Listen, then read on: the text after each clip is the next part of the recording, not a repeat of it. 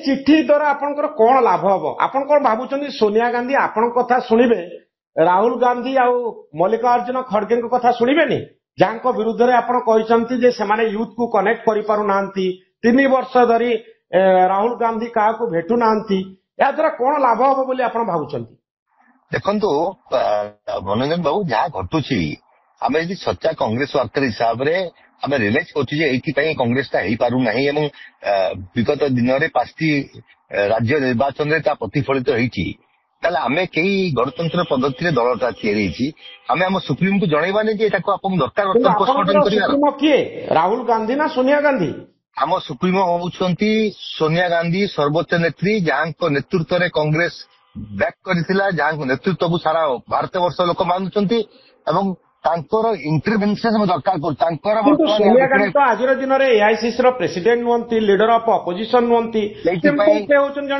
MP Congress परिवार सदस्य हिसाब से पाखे मैडम सोनिया जी पाखे आमर जे सर्वोच्च नेत्री थिले जहाँ को आज से पार्लियामेंट कमिटी आज भी से कांग्रेस पार्लियामेंट दलर सभापति नेतृत्व नौछंती तांकु मु अभियोग करिछि जे घटना घटुची आपण तुरंत इंटरव्यू करंतु एवं यार यदि करेक्शन करा जीव नै ओपन हार्ट सर्जरी करा जीव नै आगामी दिन में कोटी कोटी लक्ष लक्ष जो माने कांग्रेस वर्कर अछंती वेदना भितर से माने रहि जिवे ओडिसा राहुल गांधी को कथा से सुनिबे ना आपण को कथा सुनिबे आम कथा सुनिबे राहुल गांधी को कथा सुनिबेनी निज पुओ कथा सुनिबेनी जेते बेले कांग्रेस रो आवश्यकता हबो कांग्रेस राहुल गांधी को एकुटिया कांग्रेस नहीं आज्ञा आम राहुल गांधी को रेस्पेक्ट करछु कि आम मान तो समस्त जो राहुल गांधी अच्छा आम समस्ते स्ट्रेंथन ना राहुल गांधी केमती स्ट्रेंथन ने आम कथा बर्तमान आम केमती स्ट्रेंथन ना कौन कांग्रेस विफलता कौटी अच्छी कौटी आम कनेक्ट हो पाने तो बाबू को पाखु छाड़ी आपन जाई राहुल गांधी आ मल्लिकार्जुन खड़गे कथा कहले आपन कौन भावुंट सोनिया गांधी आपन को सीरियसली नेबे ए कथा को एटा तो आशा करिछि दल भितर कथाटा को सीरियसली देबे बोली तेणु सबू सीडब्ल्यूसी मेंबर को मध्य कॉपी रे अटैच करिछि जे दिस इज सीरियस कंसर्न यदि ग्रासरूट लेवल लोकन कथा आपण सुनिबे नहीं करिवे नहीं आगु जाईकी कांग्रेस अवस्था खराब हेबो तो आम समस्त कंसर्न एटा को समस्त याकू ध्यान देबा उचित तो आपण कोन डिमांड करूछन जे भक्तदास को बाहर कर दिया जाऊ पीसी बिल्कुल भक्तदास विषय किछि डिमांड करी नहीं किछि कहि नहीं वो ताल तांकर से कौ बैकग्राउंड आसुंती खाली जी लिखी आम गोटे डिजास्टर है शरद पट्टनायक केस रे जे आम 14 जन 18 जन लीडर आप डाकी दिल्ली आलोचना कले मनोनीत क्या कले जो लोक 6 थर निर्वाचन पराजय कर फॉरफिट होता आप दायित्व देले कौन सिग्नाल गला ओडिशा रे कौ सिग्नाल आम लड़िले आम दीर्घ कांग्रेस पुनश्च हारिला सबुठू लोएस्ट भोट 13% पाइला एवं तांकर डिपोजिट प्रॉफिट है 15,000 भोट सीमित रहिले तेणु मु कहूची बरम से जिनस बर्तमान आप रिसीव रिपीट कर जड़े जनता दल बैकग्राउंड लोक जे कांग्रेस जानी नहीं कांग्रेस सेक्युलरिज्म को से ग्रहण करना से व्यक्ति जे कौशल आंदोलन को अग्राधिकार कर ओडिशा को विभाजित करने चिंता करते ये सबू कार्यक्रम थी 3 थर निर्वाचन कंटिन्यूस पराजय होती आगुरी 2 थर निर्वाचन 6टी निर्वाचन गोटे जीति मात्र 5टा निर्वाचन यहीपरी व्यक्ति दायित्व देवे कांग्रेस आगू जीव केमती इन्सांस आप नुआपड़ा देखूँ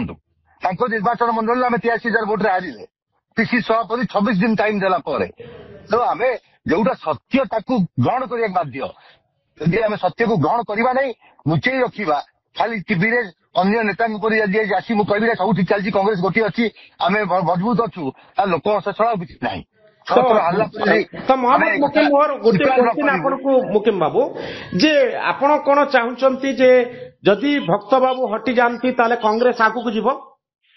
भक्त बाबू हटि गले कांग्रेस आगू को जीव ना मुझे पॉलिटिकल अफेयर्स कमिटी मीटिंग रे राहुल गांधी को प्रेजेंस रे कही जे पैन ओडिशा फिगर बर्तमान कई कांग्रेस नहांती आपण जहाँ किसी सभापति कर जास नहीं किंतु आपण ओडिशार विभिन्न कर्णर जो 4-5 जन 6 जन नेचुरल लीडर थे प्रमोट करी गोटे डिसेंट्रलाइज करंतु एवं एआईसीसी मॉनिटर करी कांग्रेस को स्ट्रेंथन करा जाऊ आपण नेचुरल लीडर को चापी दे पारिबे नहीं तेणु ताकू से एरिया रे काम करिया दिया जाऊ तार एग्जांपल बहुत अच्छी ତେଣୁ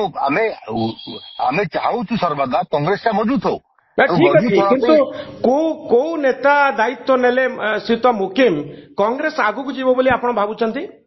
ଅଛନ୍ତି ସେଟା ପୁଣି କଂଗ୍ରେସ ଦଳ ଭିତରେ ଆଲୋଚନା କରିବା। ମନୋରଞ୍ଜନ ବାବୁ, ଆପଣଙ୍କୁ ମୁଁ ବି ଗୋଟେ କାହା ନେତା ନା କହିବାଟା ଆପଣ ଭାବୁଛନ୍ତି କଣ ଠିକ ହବ?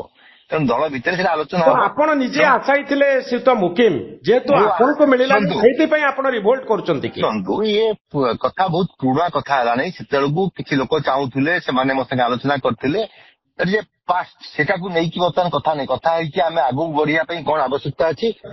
ତା ପାଇଁ କଣ କରାଯିବ ତାକୁ ଚିନ୍ତା କରି ଆମେ ଆଗକୁ ବଢିବା। ଏବଂ ସେଇ ଚିନ୍ତାଧାରା ଅନୁସାରେ ବିଗତ 5ଟି ଷ୍ଟେଟ ନିର୍ବାଚନ ପରାଜୟ ପରେ ମତେ କାହିଁକି ଗୋଟେ ଅନୁଭୂତି ହେଲା କୋଉଠି ନା କୋଉଠି ଗୋଟେ ବିରାଟ ଗ୍ୟାପ୍ ହେଇଯାଉଛି ଏବଂ ନିର୍ବାଚନ ପରିଚାଳନା କରିବା ପାଇଁ ଯୋଉ ଆମକୁ ଯୋଉ ପ୍ରକାର ବ୍ୟବସ୍ଥା କରିବା ଦରକାର ଉପର ଲେବୁଲରେ କରୁନାହାନ୍ତି, ଯାହା ରିଫ୍ଲିକା ତଳ ପର୍ଯ୍ୟନ୍ତ ଆସୁଛି। ଆପଣ ଯୋଉ ଓପନ ହାର୍ଟ ସର୍ଜରୀ କଥା କହିଛନ୍ତି ଶ୍ରୀଯୁକ୍ତ ମୁକିମ, ଆପଣ ଭାବୁଛନ୍ତି ଯେ ଏଇ ଓପନ ହାର୍ଟ ସର୍ଜରୀରେ ଭକ୍ତ ଦାସ ଗୋଟିଏ ପାର୍ଟ, ଆଉ ତାଙ୍କର ଏଇ ସର୍ଜରୀରେ ପିସିସି ପ୍ରେସିଡେଣ୍ଟସିପ କୁ ମଧ୍ୟ ଓପନ ହାର୍ଟ ସର୍ଜରୀରେ ଅନ୍ତର୍ଭୁକ୍ତ କରାଯିବା ଦରକାର, ନୂଆ ନେତା ଆଣିବା ଦରକାର? ନାଇଁ, ଯାହା ଯୋଉଠି ଆବଶ୍ୟକତା ଥିବ କଂଗ୍ରେସ ଦଳକୁ ମଜବୁତ କରିବା ପାଇଁ ନ୍ୟାସନାଲ ଲେବୁଲରେ ଏବଂ ବିଭିନ୍ନ ଷ୍ଟେଟରେ ତାକୁ ଅଗ୍ରାଧିକାର ଦିଆଯିବା ଉଚିତ। କିଛି ନ୍ୟାଚୁରାଲ ଲିଡର ଯୋଉମାନେ ଅଛନ୍ତି, ସେ ସଚିନ ପାଇଲଟ ହୁଅନ୍ତୁ, ସେ ଶଶି ଥାରୁର ହୁଅନ୍ତୁ, ଡିକେ ଶିବ କୁମାର ହୁଅନ୍ତୁ, ଏମାନଙ୍କୁ ଫୋରଫ୍ରଣ୍ଟ କୁ ଆଣିକି ନୂଆ ଜେନେରେସନ ସହିତ ଯୋଡିବାକୁ ପଡିବ। ରାହୁଲ ଗାନ୍ଧୀଙ୍କ ବଦଳରେ ପ୍ରିୟଙ୍କା ଗାନ୍ଧୀଙ୍କୁ ଦାୟିତ୍ୱ ଦିଆଯିବା ଜରୁରୀ। ରାହୁଲ ଗାନ୍ଧୀ ଯେହେତୁ ଏଲଓପି ଅଛନ୍ତି, ଲିଡର ଅଫ ଅପୋଜିସନ ଅଛନ୍ତି, ମଲ୍ଲିକାର୍ଜୁନ ଖଡଗେଙ୍କ ଜାଗାରେ ଯଦି ୟଙ୍ଗ ଲିଡରକୁ ଦିଆଯାଏ ପ୍ରିୟଙ୍କା ଗାନ୍ଧୀଙ୍କ ପରି ଲିଡରକୁ, ତାହେଲେ ବେଟର ପରଫର୍ମାନ୍ସ ହବ କଂଗ୍ରେସ ଦଳ ପାଇଁ ଏବଂ ବେଟର ଲୋକଙ୍କ ସହିତ କନେକ୍ଟ ହେଇପାରିବେ। ତ ଭାରତୀୟ ବିଜୁ ଯଦି କଂଗ୍ରେସ ଦଳକୁ ଆପଣ କହନ୍ତି ଆଗକୁ ଯିବା ପାଇଁ, କେମିତିଆ ଲିଡର ହେଲେ କଂଗ୍ରେସ ଆଗକୁ ଯାଇପାରିବ ବୋଲି ଆପଣ ଭାବୁଛନ୍ତି? ଓଡ଼ିଶାରେ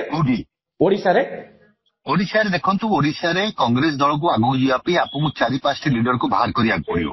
ତାଙ୍କ ଭିତରୁ ତାଙ୍କୁ ସମସ୍ତଙ୍କୁ ନେଇ କାମ କରିଲେ ଓଡ଼ିଶାରେ କେହି କମ୍ପ୍ଲିଟ ପ୍ୟାନ ଓଡ଼ିଶା ପିକ୍ଚର ଦେବା ପାଇଁ କାହାର ସକ୍ଷମତା ନାହିଁ, ଜାଣିକି ପଟ୍ଟନାୟକ ଗଲା ପରେ, ଯୋଉଟା ରିଫ୍ଲେକ୍ଟ ହଉଛି ବିଭିନ୍ନ ସମୟରେ ନିର୍ବାଚନରେ। ତେଣୁ ଓଡ଼ିଶାକୁ ଯଦି ଆପଣ ନିର୍ବାଚନ ପରିପ୍ରେକ୍ଷୀରେ କାମ କରିବାକୁ ଚାହିଁବେ, ତାହେଲେ ଆପଣଙ୍କୁ 4-5ଟି ଲିଡରକୁ ଏକାଠି କରି କାମ କରିବାକୁ ପଡିବ। ଆପଣଙ୍କୁ ଯଦି ନେତୃତ୍ୱ ଦିଆଯାଏ ଆପଣ ରାଜି ନେତୃତ୍ୱ ନେବେ? ଜମା ବିଲକୁଲ। ଆପଣଙ୍କର କ୍ୱେଶ୍ଚନ ମୋ ଲାଇନ, ମୋର ଚିଠିର ଲେଖା ସେ ଲାଇନରେ ନୁହଁ। ମୋ ଚିଠି ଲେଖା ହଉଛି ମନୋରଞ୍ଜନ ବାବୁ, କଂଗ୍ରେସକୁ ସୁଧାରିବା ପାଇଁ ଯୋଉ ଯୋଉ ଡିଫିକଲ୍ଟ ପଏଣ୍ଟ ସବୁ ଅଛି, ଯୋଉ ପଏଣ୍ଟରେ କଂଗ୍ରେସ ମିଟ୍ କରିପାରୁନାହିଁ, ଆମେ ଗୋଟେ ଅପୋଜିସନ ଦଳରେ ଅଛୁ। ଆମ ଦଳର ସଭାପତି ଯଦି ସେତିକି ମୁଭମେଣ୍ଟ କରିପାରିବେ ନାହିଁ, ତାହେଲେ ଦଳଟା ଭାଇବ୍ରେଟ ହେବ ନାହିଁ। ଦଳର ସଭାପତି ଯଦି ଏଜ୍ ଫ୍ୟାକ୍ଟର ଆସିଥିବ ଏବଂ ତାଙ୍କର ମୁଭମେଣ୍ଟ ରେଷ୍ଟ୍ରିକ୍ଟେଡ ଥିବ, ତାହେଲେ ଦଳଟା ଗେୟାର ଅଫ୍ ହବ ନାହିଁ, ଚାର୍ଜ ଅଫ୍ ହବ ନାହିଁ। ମୋ ଉଦ୍ଦେଶ୍ୟ ହଉଛି ସେଠି। ମତେ ଲାଗୁଛି ଯେ ଆପଣ ଆଉ କଂଗ୍ରେସ ଭିତରେ ନିଜର ଭବିଷ୍ୟତ ଦେଖିପାରୁନାହାନ୍ତି, ବା ଆପଣଙ୍କ ଝିଅ ସୋଫିଆ ଫିରଦୋସଙ୍କର ଭବିଷ୍ୟତ ଆଉ କଂଗ୍ରେସ ଭିତରେ ଆପଣ ଦେଖିପାରୁନାହାନ୍ତି। ତ ଆପଣଙ୍କର ପ୍ଲାନ କଣ ରହିଛି? ଯଦି କଂଗ୍ରେସ ଆପଣଙ୍କ କଥା ନ ଶୁଣେ, ମହମ୍ମଦ ମୁକିମ ଆଉ ସୋଫିଆ ଫିରଦୋସଙ୍କର ପରବର୍ତ୍ତୀ ଷ୍ଟେପ କଣ ହବ ବୋଲି ଆପଣ ଭାବୁଛନ୍ତି? ମୋର ଦୃଢ ବିଶ୍ୱାସ ଅଛି, କଂଗ୍ରେସ ଦଳ ଗଣତାନ୍ତ୍ରିକ ଦଳ, ସମସ୍ତଙ୍କ ଅଧିକାର ଅଛି। ମୁଁ ଚିଠି ଲେଖିଛି ସୋନିଆଜୀଙ୍କ ପାଖକୁ ଏବଂ କପି ଟୁ ସିଡବ୍ଲ୍ୟୁସି ମେମ୍ବର୍ସ କରିଛି। ମୋର ଦୃଢ ବିଶ୍ୱାସ ଅଛି ୟା ଉପରେ ସୋନିଆଜୀ ନିଶ୍ଚିତ ରୂପେ ଯଦି ତାଙ୍କ ପାଖରେ ଖବର ପହଞ୍ଚେ, ସେ ବିଚାରକୁ ନେବେ, ଆଲୋଚନା ହେବ ଏବଂ କଂଗ୍ରେସ ସୁଦୃଢ କରିବା ପାଇଁ ଯାହା ଆବଶ୍ୟକତା ଥିବ, ମହମ୍ମଦ ମୁକିମ ତା ଦେହରେ ସମ୍ପୂର୍ଣ୍ଣ ସହଯୋଗ କରିବେ। ଯଦି ନ ହୁଏ କଣ କରିବେ ଶ୍ରୀଯୁକ୍ତ ମୁକିମ? ମୁଁ କାହିଁ ହାଇପୋଥେଟିକାଲ ଆପଣଙ୍କର ଯଦି ମୁଁ ଆନ୍ସର ଦେବାକୁ ଯିବି କହୁନାହାନ୍ତି। ମୁଁ ତ ବର୍ତ୍ତମାନ ବିଶ୍ୱାସ କରୁଛି ଯେ ମୁଁ ଯୋଉଠି ଅଛି ସେଠି ନିଶ୍ଚିତ ରୂପେ ଆଗକୁ ଭଲ ହବ ଏବଂ ତାର ଭଲ ହେବା ଉଦ୍ଦେଶ୍ୟରେ ମୁଁ କାମ ଆରମ୍ଭ କରିଛି। ବହୁତ ଧନ୍ୟବାଦ ଶ୍ରୀଯୁକ୍ତ ମୁକିମ ଆପଣଙ୍କର ମତାମତ ପାଇଁ।